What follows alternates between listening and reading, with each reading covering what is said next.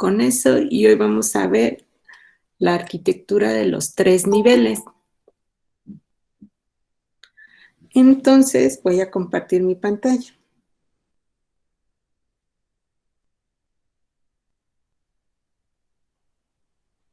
¿Ya se ve? Ya. Ya.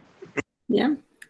Bueno, vamos a ver la arquitectura de los 3 niveles. También se le conoce como de los 3 esquemas o la arquitectura ANSYS-Spark. Esta arquitectura nos va a establecer 3 niveles de abstracción que todo sistema gestor de base de datos debe de cumplir. Y bueno, aproximadamente en 1975 fue propuesto por la empresa ANSI. ANSI es una organización que se encarga de estudiar todos los temas necesarios, al menos en el aspecto de base de datos. Fue una propuesta, se estudió, nunca se volvió estándar, mas sin embargo, los sistemas gestores y los sistemas de base de datos hoy en día la emplean. Y nos dice que los niveles van a establecer distintos grados de abstracción sobre el conjunto de datos. Su objetivo de esta arquitectura es formar una separación entre las aplicaciones del usuario y la base de datos, es decir, tratar de ser lo más independiente una de la otra. Por eso tiene como características la separación entre los programas y los datos. Nos permite manejar múltiples vistas de usuario gracias a esta independencia y que solamente se pueda utilizar un catálogo de la base de datos. Entonces, vamos a ver la arquitectura. Aquí tenemos un diagrama de esta arquitectura. Como podemos ver, en efecto, tiene 3 niveles. Tengo el nivel externo, el nivel conceptual y el nivel interno. Aquí, en el nivel interno, que es el primer nivel, vamos a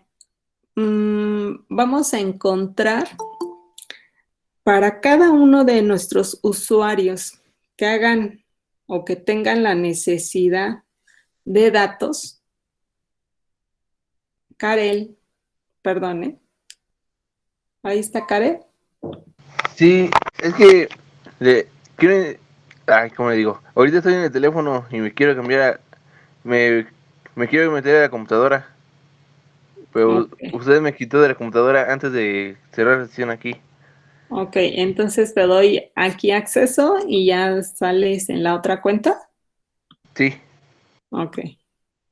Perdón, es que Karel aquí me pidió autorización. Profesora, Sí. dijo que el primer nivel era el nivel interno. Externo. El primer nivel es el nivel externo. Ajá. Y en este nivel aquí vamos a encontrar diferentes vistas de datos o vistas virtuales de datos para cada uno de mis usuarios. Recordemos que mis usuarios tienen necesidades diferentes de los datos que tiene mi base de datos. Entonces, lo que voy a hacer es armar justo ese subconjunto de datos que tiene necesidad cada uno de mis usuarios. Ese subconjunto de datos es una vista de los datos. Es una vista externa, donde esa vista externa va a ser manipulada por los programas de aplicación, con la finalidad de que le provean pues esa interfaz gráfica que necesita mi usuario. ¿Ok?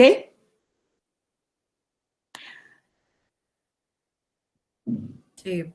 ¿Sí? Entonces, aquí en este nivel, si bien voy a encontrar en un nivel así,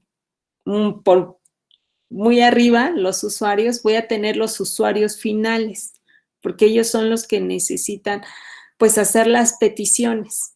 Ajá. Quienes van a armar las vistas van a ser o los programadores de aplicaciones o el propio DBA, y ellos van a ocupar, por lo regular, sublenguajes del SQL, como el lenguaje de manipulación de datos, el lenguaje de definición de datos o el lenguaje de control de datos. Ajá. Posteriormente tenemos el nivel conceptual. En este nivel vamos a utilizar un esquema conceptual de la base de datos. Ese esquema conceptual contiene la descripción de los datos que se van a almacenar en la base de datos, así como las relaciones que existen entre los mismos.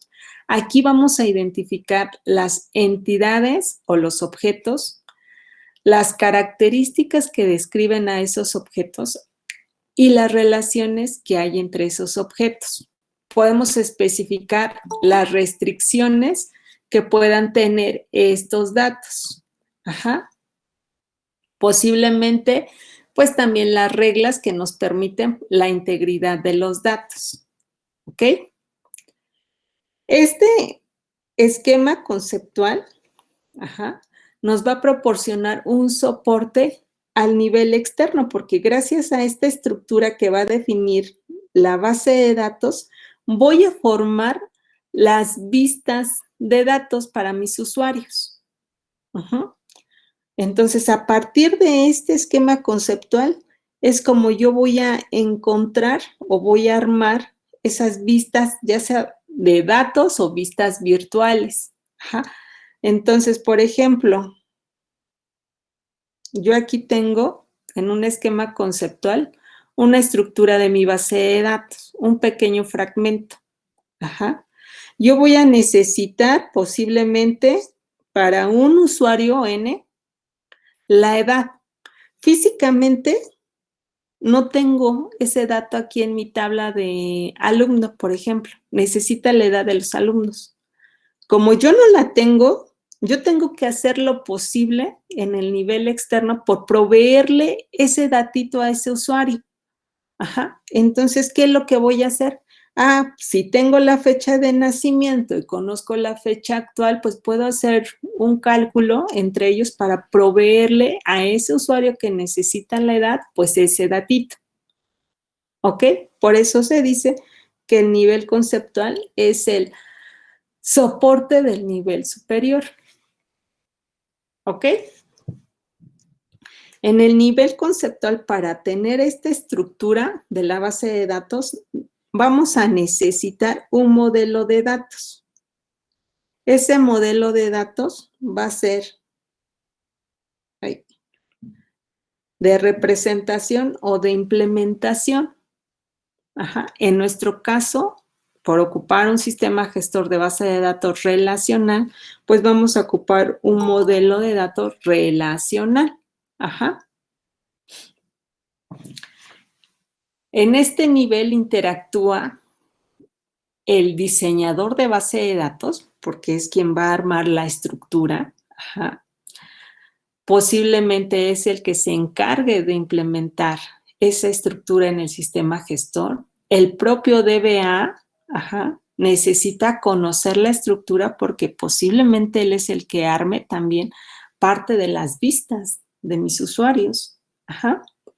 Por lo tanto, tanto el diseñador como el DBA puede ocupar los sublenguajes del SQL como el lenguaje de definición de datos, el lenguaje de manipulación de datos, el lenguaje de definición de vistas, si lo estoy viendo separados, posiblemente el lenguaje de definición de almacenamiento, el de control de transacciones, el lenguaje de control de acceso a datos. Prácticamente aquí se pueden involucrar todos los sublenguajes del SQL.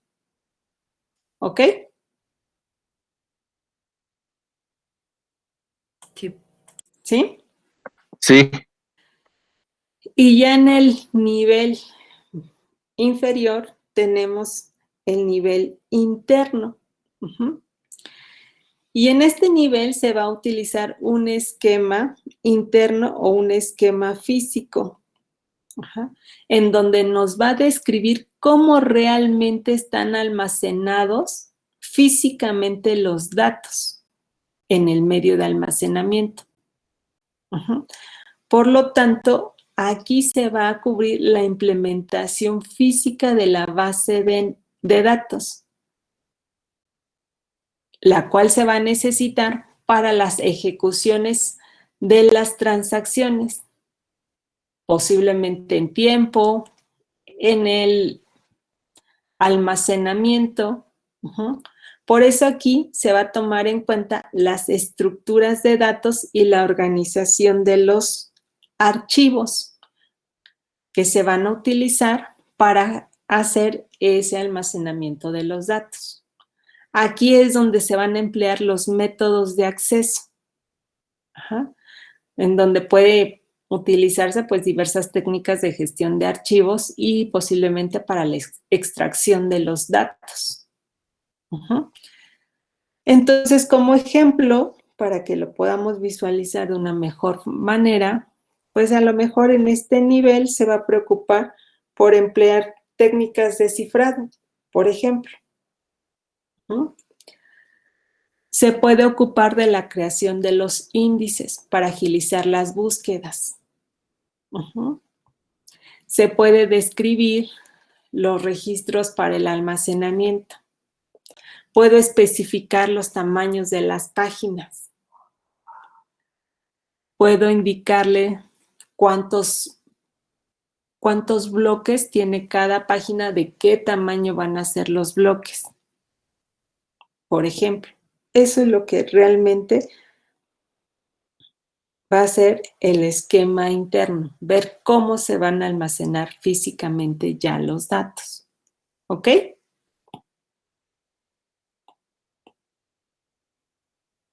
¿Sí o no? Sí, sí.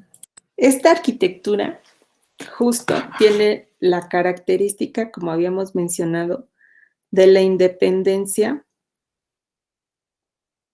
de los datos. ¿Esto a qué se refiere?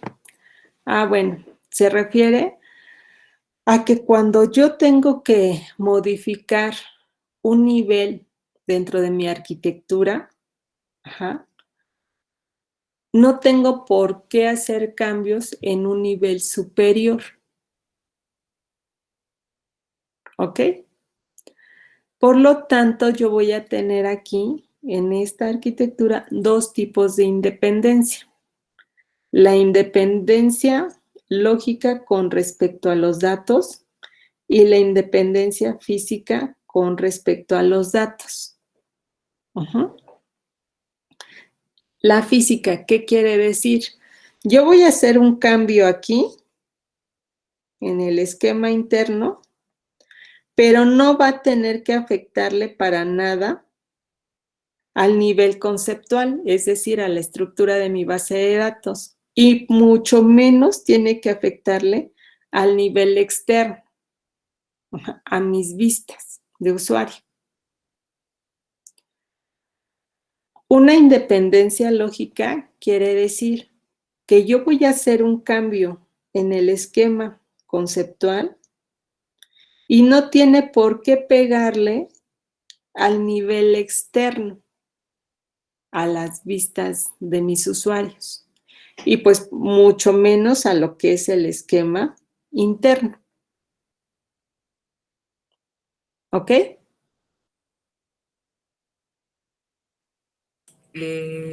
Física, ¿qué dijo? Que La física es cuando yo hago un cambio en el en la esquema estructura. interno y no le afecta al nivel conceptual y menos al nivel externo. Los niveles, principalmente al superior inmediato, que sería el nivel conceptual. Y pues mucho menos le va a pegar al nivel externo. ¿Sí, Jessica? Sí, ya, es que Ok. estoy notando. Entonces, un ejemplo. Un simple, así sencillito. Yo tengo mi base de datos físicamente en la unidad C. Ujú. La quiero cambiar a la unidad que les gusta, G.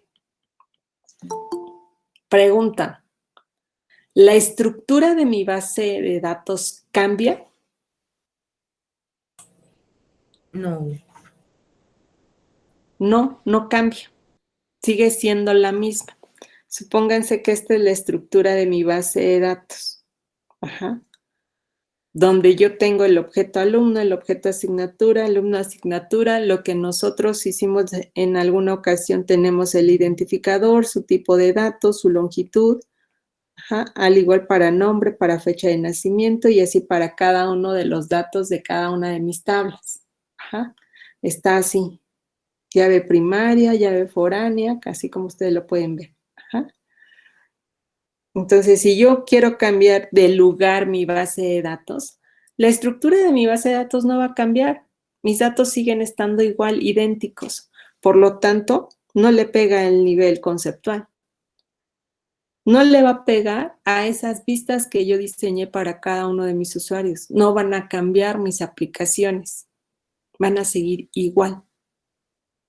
Si yo quiero cifrar mis datos, ajá, que en mi medio físico se encuentren encriptados los datos, ¿cambia la estructura de mi base de datos?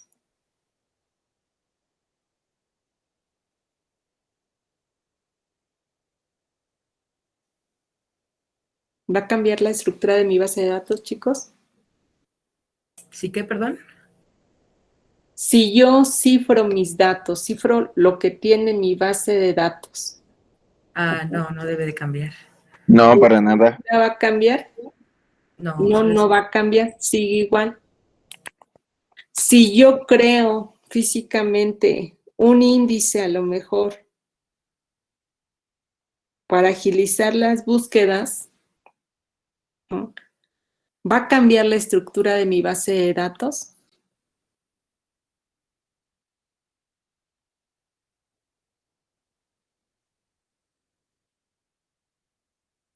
No, ¿Va a cambiar? tampoco. Tampoco va a cambiar. Va a seguir siendo lo mismo, la misma estructura.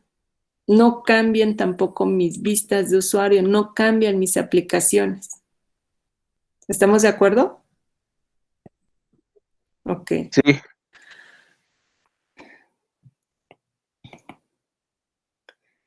Tengo mi estructura de la base de datos. ¿No? De acuerdo a esta, se crearon las vistas para cada uno de mis usuarios. ¿Estamos de acuerdo? Sí. ¿Sí? Sí. sí. Conste, chicos, porque les voy a dejar un ejercicio sobre esta arquitectura, ¿eh? Ok. Por algún motivo va a sufrir cambio la estructura. Uh-huh. Imagínense que necesito guardar mi dato edad. Uh-huh. Voy a agregar ese dato a mi estructura. Por algún motivo necesito eliminar el dato fecha de nacimiento. ¿Ok? ¿Sí entendimos? Sí. Yo aquí necesito posiblemente agregar un dato que es la calificación. Yo quiero conocer qué alumno está tomando qué asignatura para saber su calificación. Uh-huh. Entonces, cambia la estructura de mi base de datos. La independencia lógica me dice, si tú haces un cambio en el nivel conceptual, haces un cambio en el esquema conceptual, no debe de pegarle al nivel externo. no debe de afectarle a las vistas, a mis programas de aplicación. Entonces, les pregunto, ¿es cierto eso? ¿Y por qué?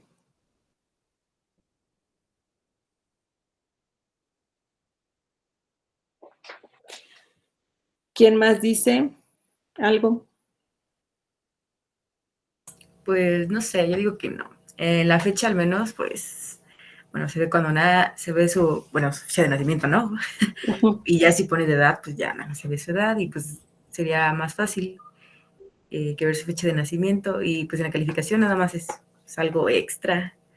La pregunta, ¿por qué agregamos o por qué quitamos datos a la estructura?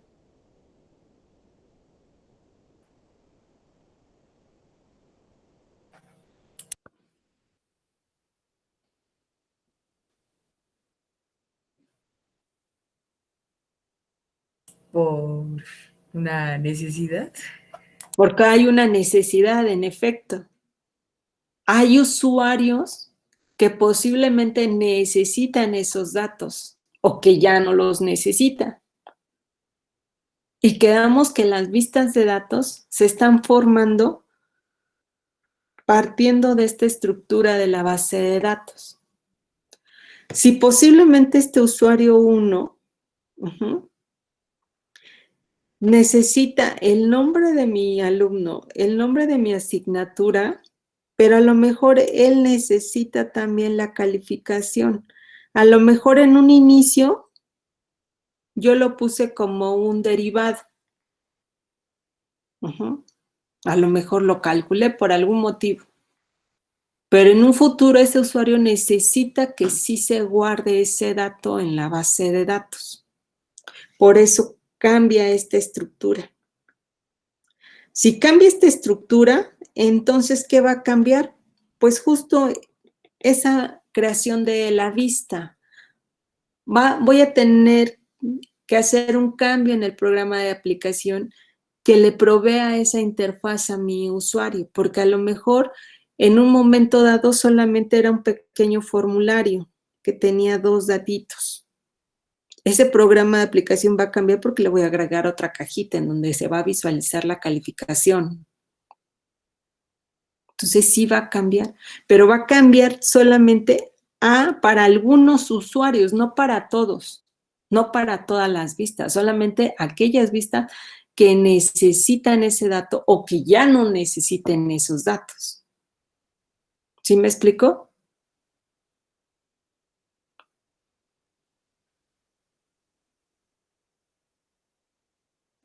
Más o menos. O sea, entonces sí cambia, pero solo para algunas personas.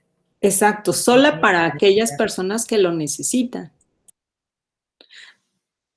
Quedamos que los usuarios tienen necesidades diferentes, no tienen las necesidades idénticas o iguales. Aquí lo puedo ver. Este usuario 1 necesita el nombre del alumno y el nombre de la asignatura, por eso se le crea una vista que le provea esos datos.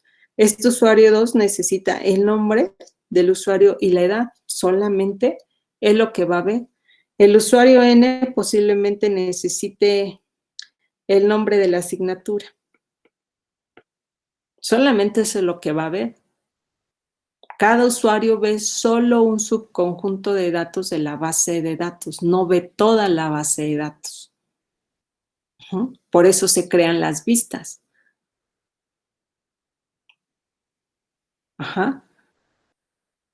Entonces, si cambia el esquema conceptual, es porque algún usuario tiene necesidad de algún dato.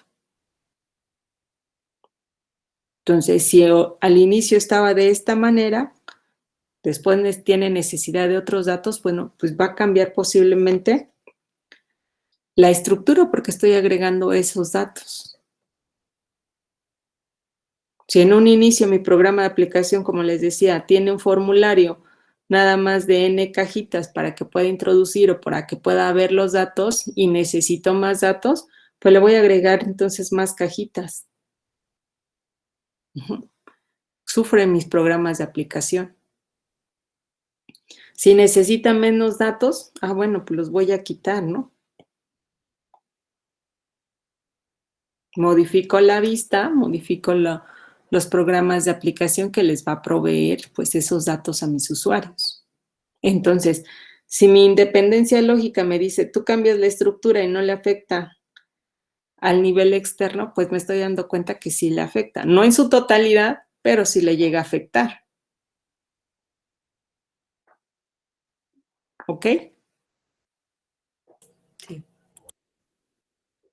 ¿Sí? Sí. ¿Seguro?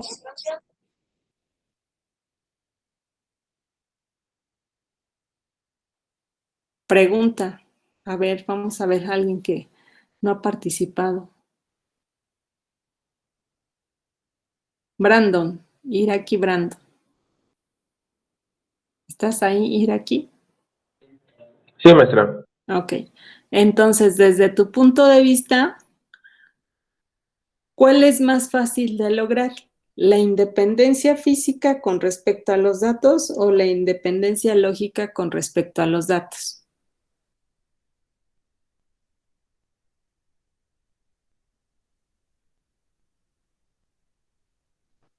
Me parece que la independencia física de los datos.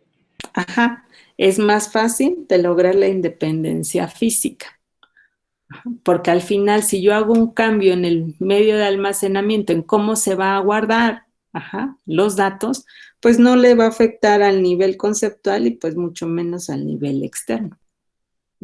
Entonces sí, en efecto, esta es la más fácil de lograr. ¿Ok?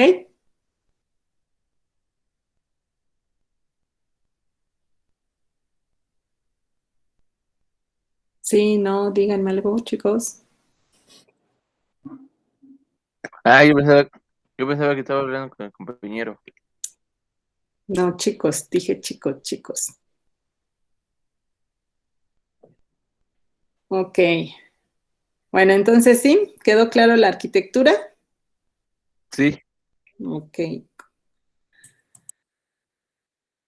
Bueno, pues ahora vamos a ver. Ya vamos a empezar con las fases de desarrollo de las bases de datos. Pero para eso tenemos que ver primero qué es el ciclo de vida.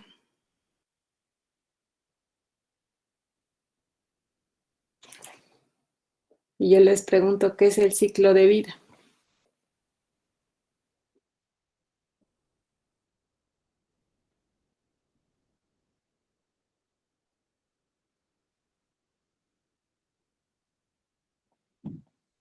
Desde la creación hasta la finalización, el fin. De algo. En efecto. Nosotros como seres humanos tenemos un ciclo de vida. ¿Cuál es nuestro ciclo de vida? Desde que nacemos hasta que nos petiatemos. Ok, pero ¿cuáles serían las fases? Niñez, sí, ¿no? Pubertad, No, ¿no? no, en concreto solamente son como 4. No se saben el ciclo de vida, eso nos los enseñaron en la Nacer, primaria. crecer, reproducirse y Nacemos, morir, ¿no? crecer, Trabajar. reproducir y morir. Esos son los 4. Entonces, así es nuestro ciclo de vida. Solamente son las fases por las que podemos pasar a lo largo de nuestra vida. Entonces, un software también tiene un ciclo de vida. Pasa por diversas etapas, desde que surge la necesidad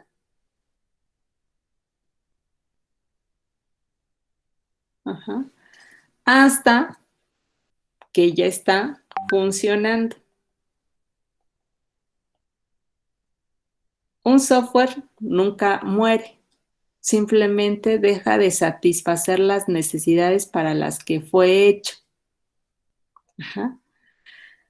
En todo caso, se le da un mantenimiento, ¿ok? Para ver si puede satisfacer esas nuevas necesidades que tienen mis usuarios o mis clientes. Por eso se dice que el software nunca muere, simplemente ya no cubre las necesidades. Entonces, nosotros, el software tiene un ciclo de vida. Han oído del ciclo de vida en donde sus fases es el análisis, el diseño, desarrollo, las pruebas, el mantenimiento.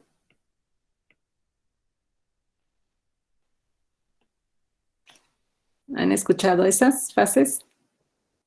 Sí. Uh-huh. ¿Cuál? Eso se le conoce como mantenimiento. Ajá. ¿Y actualización también está en mantenimiento? Exacto. Actualización, modificación, ajá, todo eso está aquí. Puesto que aquí va a haber una línea transparente en donde se le entrega al usuario el producto final. Ajá. En donde ya se implanta en la organización. ¿Ok? Entonces, en la fase de análisis, ¿qué es lo que hacemos? A ver, recuerden, ustedes que han escuchado estas fases. ¿Qué es lo que hace en la fase de análisis? Analizar todos los archivos que se van a ocupar. Un ejemplo, Todos los en el caso de Cuando la lista surge la necesidad de hacer un software, ¿ustedes ya cuentan con archivos? no, perdón, con las especificaciones. Con las No, especificaciones. no sé Ajá. cómo plantearlo. Es algo así como de especificación que el cliente Ok. quiere. Bueno, en la fase de análisis necesito conocer qué es lo que va a hacer mi sistema. Uh-huh. Por eso tengo que interactuar con mis usuarios finales, con mis clientes, para saber cuál es su necesidad, qué necesitan que haga el software. Por eso nosotros necesitamos saber cuáles son los requerimientos. Acuérdense, un requerimiento es una característica que debe satisfacer mi software. Uh-huh. Él nos dice todas esas características que va a tener o que desea tener el software. Nosotros lo vamos a plasmar en un documento técnico. Ajá. Nosotros lo tenemos que llevar a una especificación. Y en esa especificación nosotros hacemos la distinción entre requerimientos funcionales y requerimientos no funcionales. Y va a depender también mucho el enfoque que esté manejando. Ahorita vamos a ver un enfoque muy general. Los requerimientos funcionales quedamos que son ¿qué? Eso ya también lo habíamos mencionado.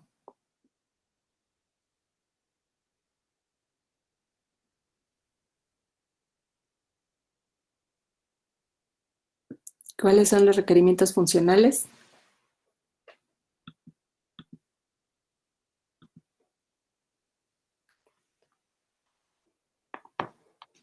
Que son los datos de los archivos que deben de ser llenos forzosamente. No. ¿No? Acuérdate que cuando estás empezando a hacer tu sistema, tu software, no tienes archivos.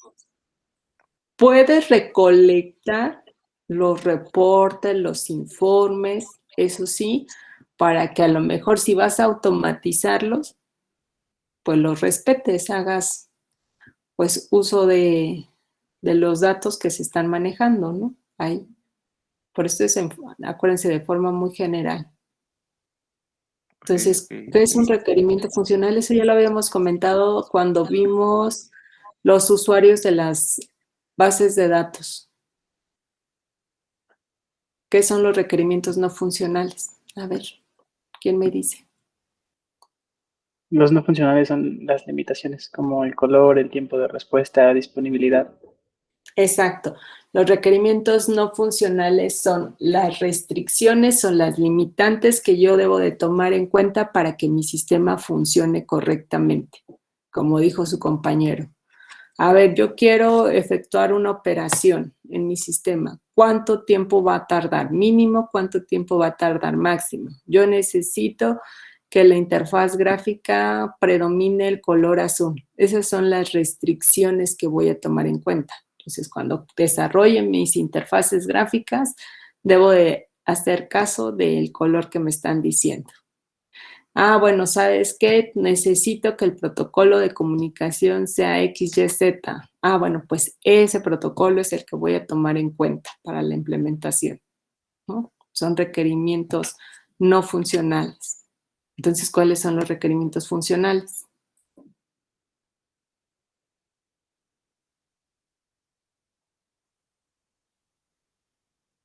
A ver, TechPan.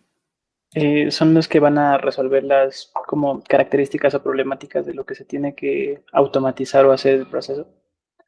Algo más sencillo, son las características que debe de realizar el sistema. Así de sencillo.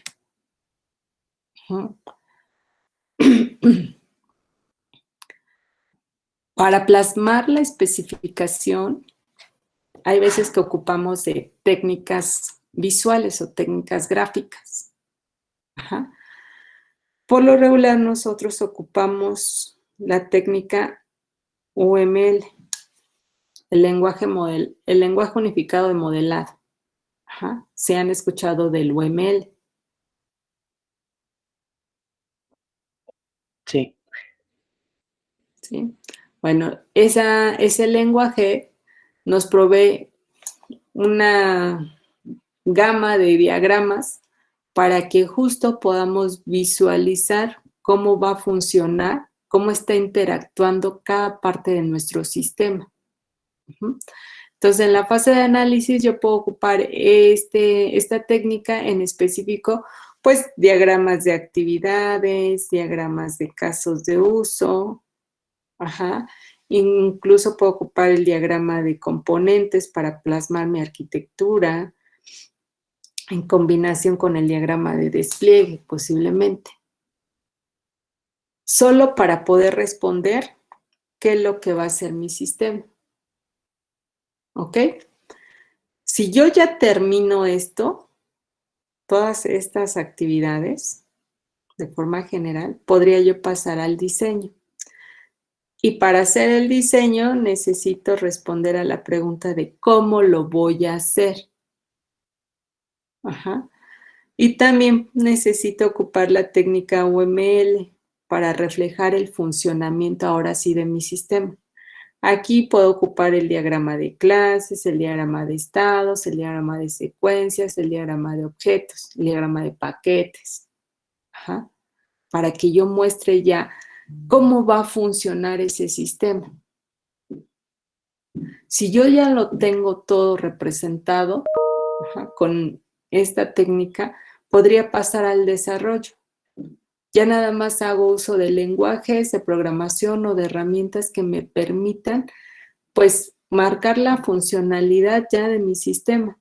Por ejemplo, los diagramas de secuencia se ocupan mucho porque son los que directamente pasan a la implementación.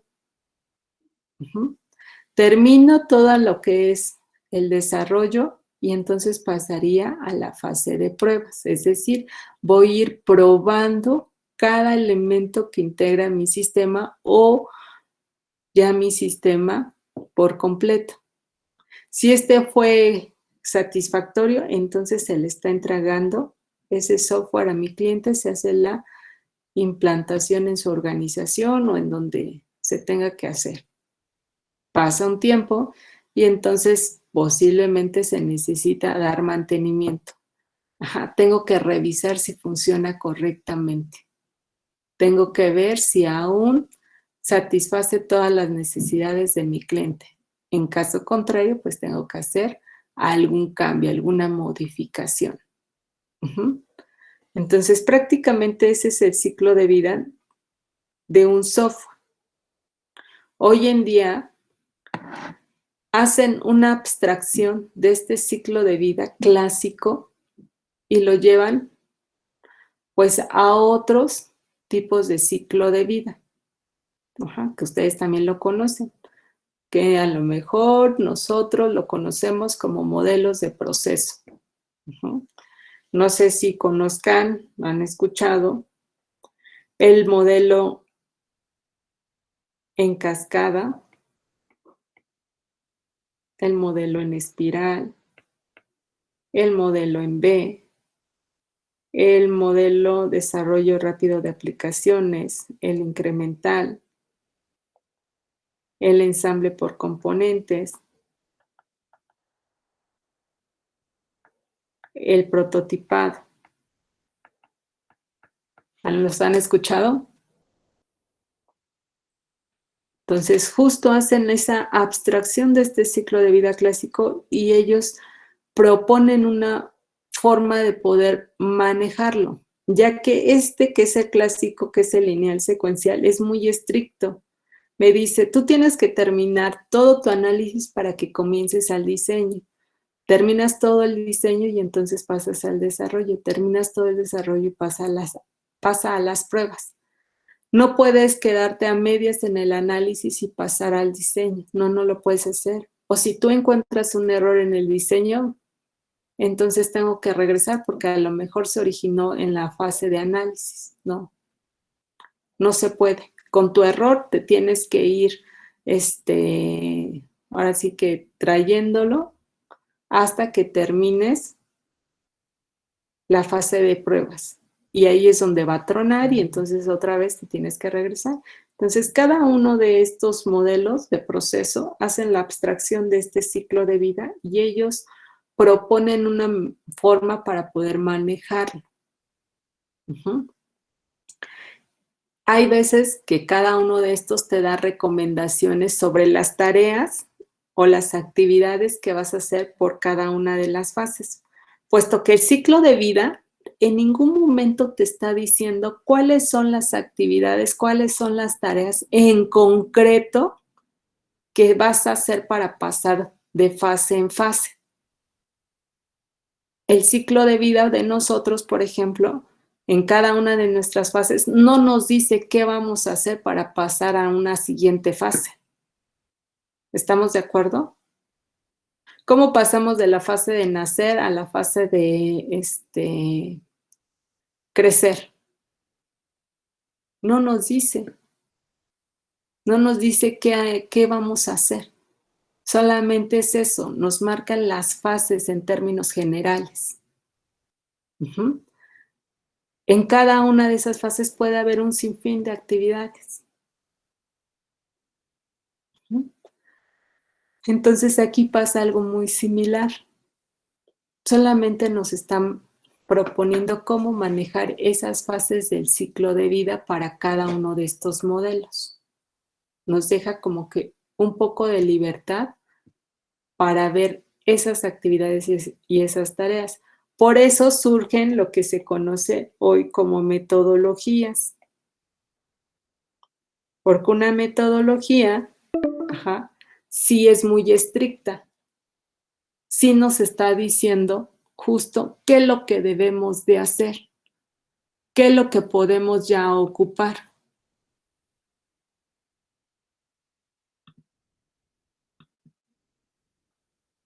¿Ok? Vale, permítanme tantito. Ahorita les paso el otro link. ¿Ok? Entonces, esta metodología pues sí es muy estricta. Ahí sí nos pueden proponer métodos, técnicas, herramientas para poder desarrollar nuestro software. En pocas palabras, es como si fuese una receta de cocina. Y bueno, después van a ver un poco más a fondo este tema porque no sé si estén tomando ingeniería de software o estén tomando análisis y diseño orientado a objetos, es donde lo llegan a tocar. Entonces, si un software tiene un ciclo de vida, pues las bases de datos también tienen un ciclo de vida. porque es parte de un software.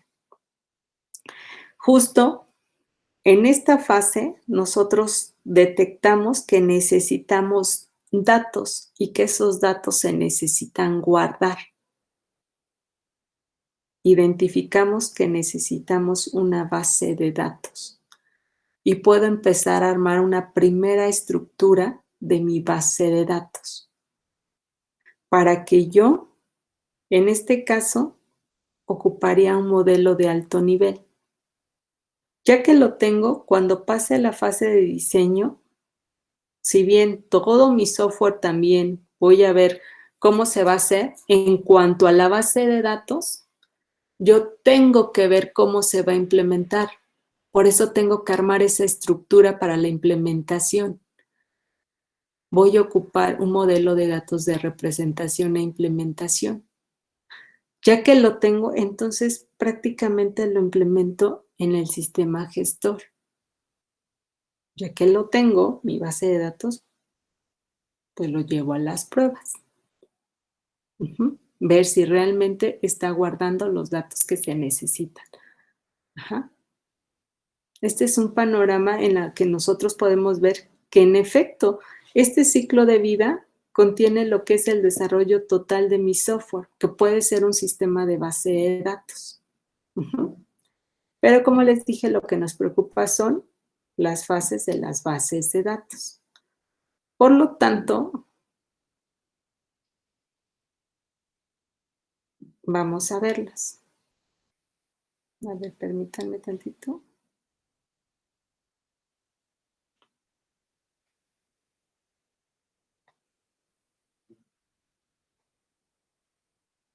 Aquí tenemos el ciclo de vida, en donde yo voy a tener mi realidad, que le conocemos como un mini mundo. Aquí detecto problema, detecto que necesito una base de datos. Por lo tanto, me voy a enfocar solamente en la base de datos. Yo empiezo por la primera fase, en la que me dice recolección y análisis de requerimientos. ¿Aquí qué voy a hacer? Pues necesito ver cuáles son los datos que se necesitan. ¿Para quiénes? ¿Para qué usuarios? ¿Esos usuarios necesitan hacer operaciones sobre esos datos? ¿Cuáles son? Necesito ver qué sistema gestor de base de datos voy a ocupar. ¿Cuáles van a ser las aplicaciones que se van a desarrollar justo para proveer todas las interfaces para que mis usuarios hagan peticiones? ¿Estamos de acuerdo? Por lo tanto, de esta fase yo debo de obtener como producto los requerimientos de la base de datos. Y si ya lo tengo, entonces pasaría a mi segunda fase, que sería la fase de diseño conceptual. Armar una primera estructura de mi base de datos. ¿Ok? Para ello necesito utilizar un modelo de datos. Perdón. Un modelo de datos. Ya me escribe mi plumita. De alto nivel, en donde todos mis usuarios puedan entender cómo está la estructura de mi base de datos. Ok, espérenme tantito, que puse aquí algo de imágenes. Ok, ya.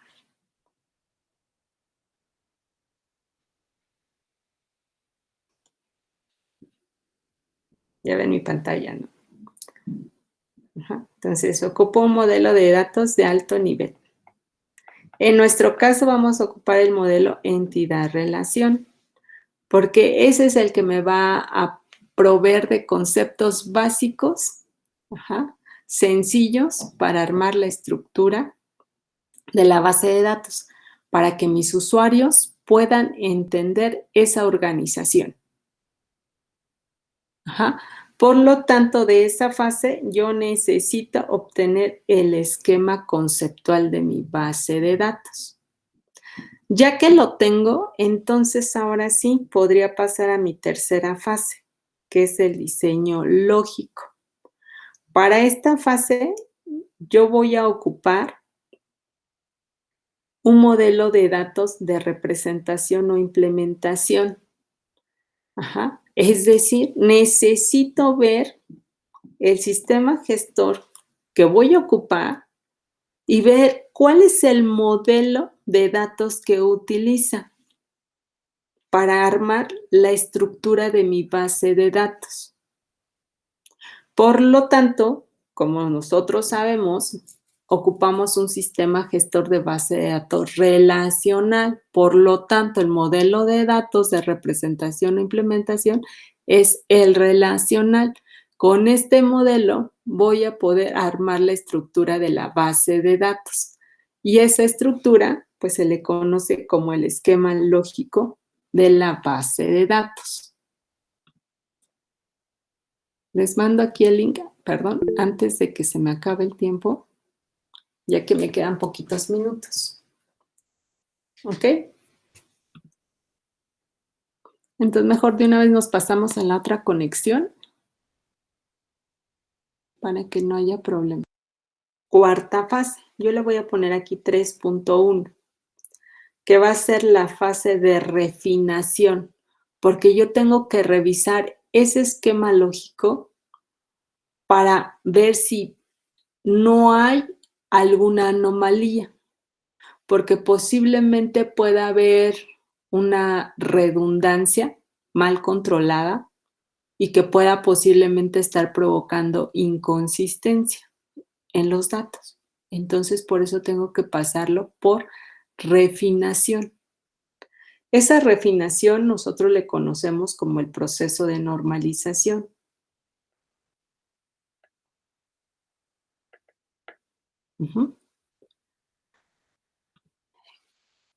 Entonces yo lo voy a pasar por la primera forma normal, la segunda forma normal y la tercera forma normal. ¿Ok? Ya que lo tengo, entonces mi esquema lógico está refinado, es correcto. Y entonces podría pasar a la siguiente fase, que es el diseño físico.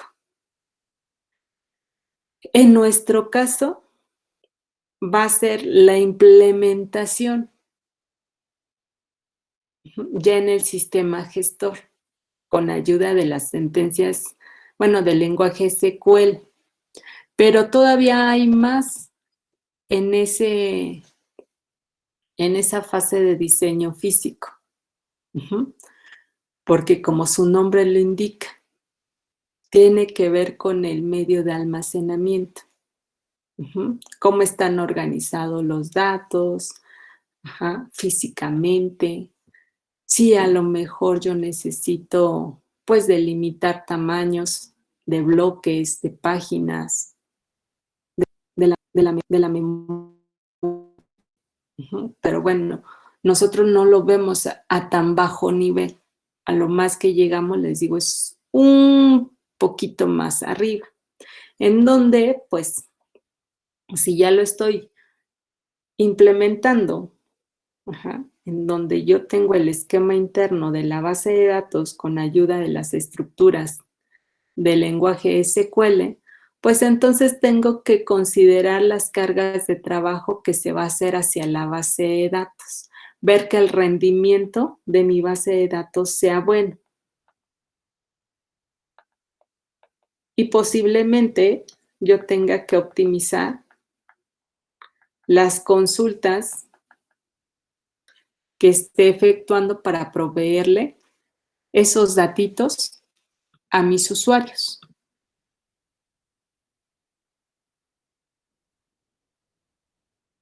¿Ok?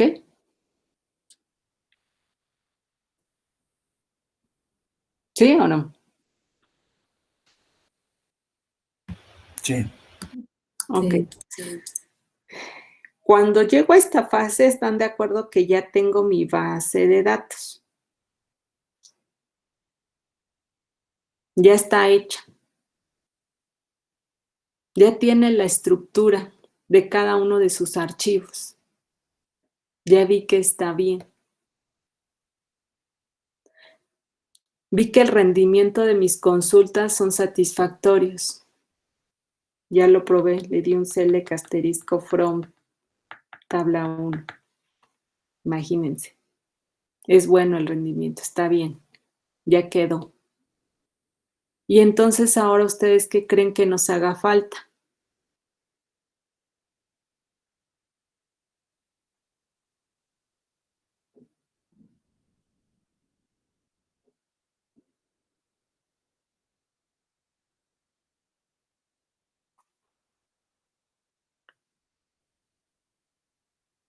¿Qué creen que nos haga falta, chicos? Despierten, yo sé que ya se aburrieron.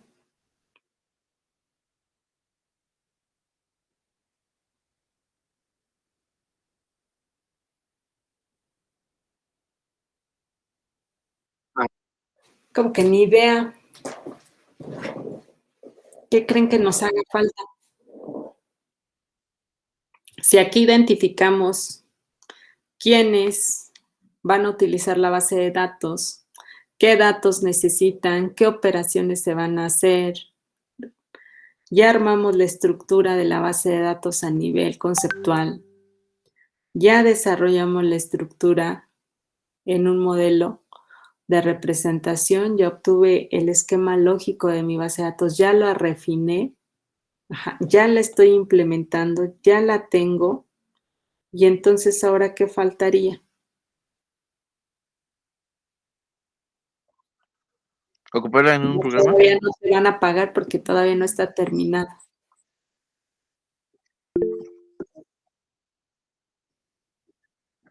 Las pruebas prácticamente están aquí inmersas, por ahí alguien que me preguntó, Jesús, porque yo por eso lo paso por refinación, lo tengo que revisar, tengo que probar que no haya un mal uso de ¿cómo se llama? De la redundancia.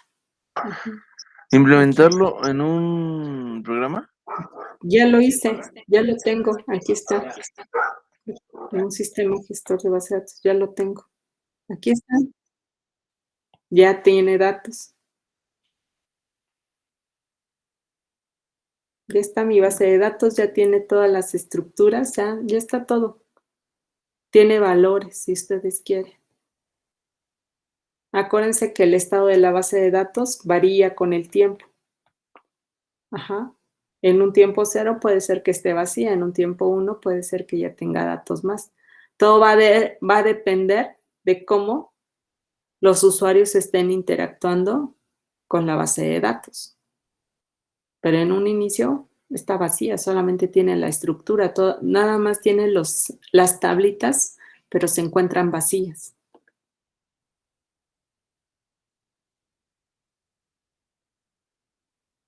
¿Qué nos hace falta? A ver. No, yo le digo, no me refiero a un programa que maneja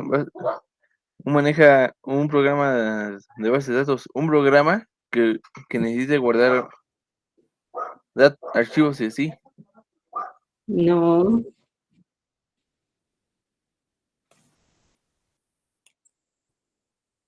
Pensar, sí, necesito que piensen ahorita, chicos. Bueno, sí nos hace falta una fase, porque todavía no está terminada al 100. Aquí yo voy a agregar mi siguiente fase. Seguridad, la fase de seguridad. Aquí, como les dije, yo tengo ya mi base de datos completa, terminada. ¿En qué momento estoy diciendo qué datos van a ocupar qué usuarios? ¿O qué usuarios van a interactuar con qué datos? ¿En qué momento? Y que esos usuarios solamente puedan tener acceso de lectura o acceso de escritura. ¿En qué momento? Lo único que hice aquí fue detectar esas personitas que necesitan datos y que necesitan hacer operaciones sobre esos datos. ¿Pero eso para qué me sirvió?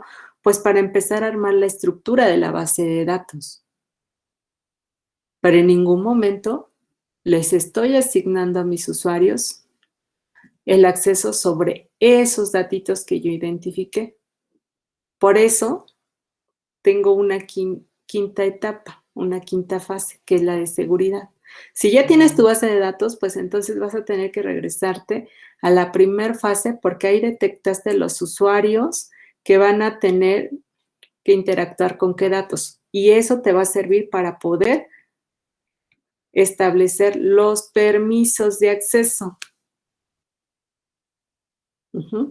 O los permisos para poder hacer algunas lecturas, algunas escrituras de datos a la base de datos. ¿Ok? Ahora, ya tengo mi base de datos. Acuérdense, puede ocurrir muchos problemas. Uno de los problemas catastróficos es que se dañe el medio físico de almacenamiento. Y si se daña el medio físico, ¿qué pasaría? ¿Se pierde todo? Se pierde mi base de datos. ¿Y yo puedo darme ese lujo de perderla? No.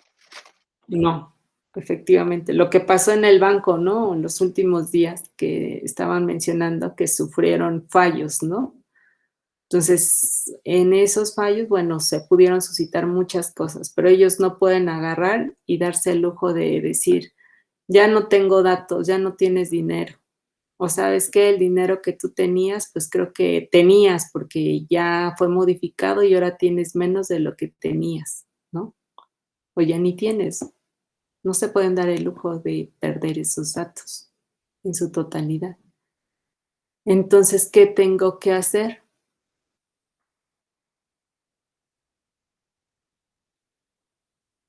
¿Qué hago?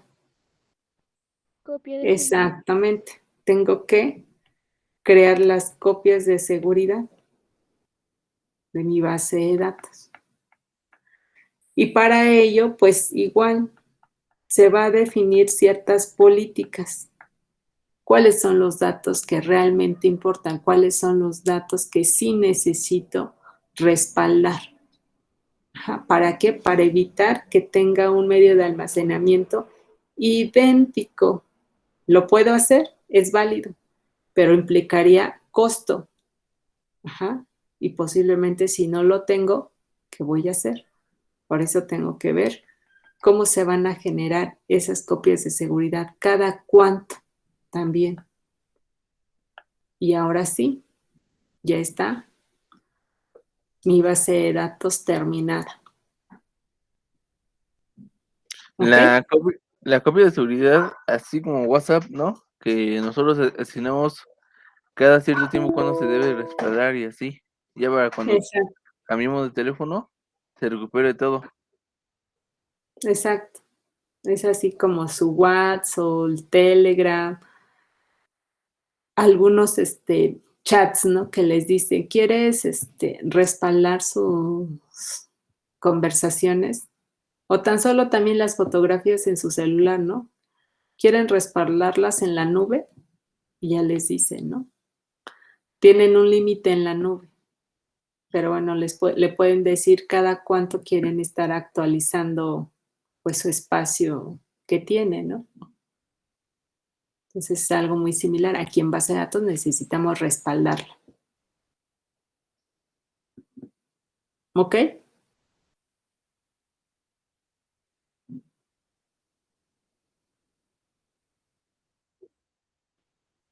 ¿Seguros? Porque ya vamos a entrar a modelado.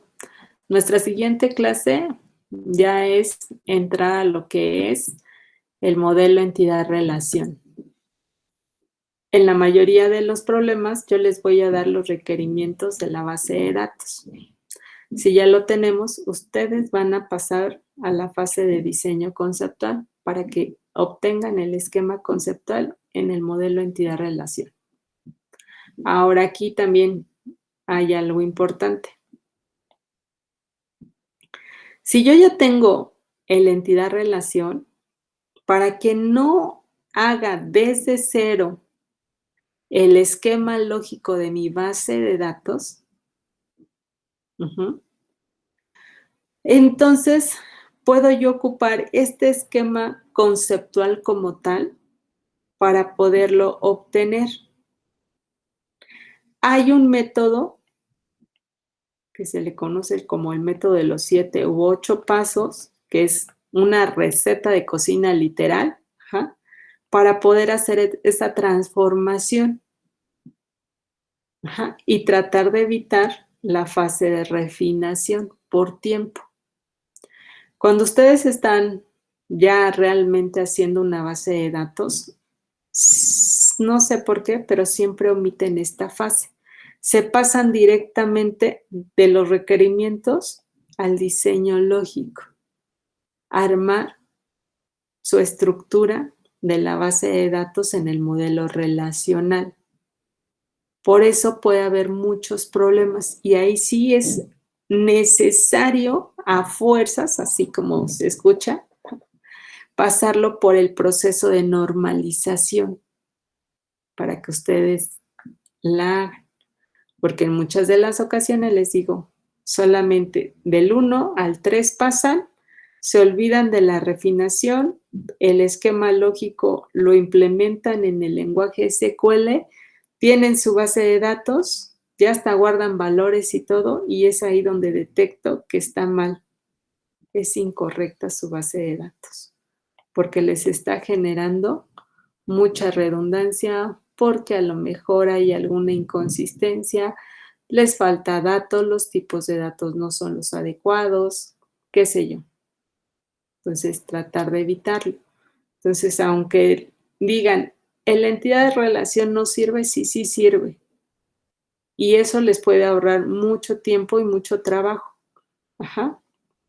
Entonces, si hacemos uso del método de los 7 u 8 pasos, prácticamente ustedes ya tendrían su esquema lógico y hasta refinado en la tercera forma normal. Entonces, en la práctica les digo, vamos a ver este modelo en la siguiente clase. Yo les doy requerimientos, ustedes van a armar el esquema conceptual. Posteriormente vemos el método de los 7 pasos. Vamos a ver en qué consiste lo que es el modelo de representación e implementación para que ustedes obtengan el esquema lógico de la base de datos, que puedan ocupar ese método para hacer la transformación y ya lo llevamos a la práctica y asignamos los permisos necesarios. ¿Ok? ¿Dudas hasta aquí? De la arquitectura de los 3 niveles y de lo que es el ciclo de vida o fases de desarrollo de las bases de datos. ¿Todo claro? En lo conceptual creo que bien, nada más falta la práctica. Ok, pues vamos a ver la práctica entonces, la siguiente clase, ¿ok? Entonces vamos a dejarlo aquí. Ahora sí terminé bien y los veo mañanita. Gracias, hasta luego. Cuídense, chicos. Sí,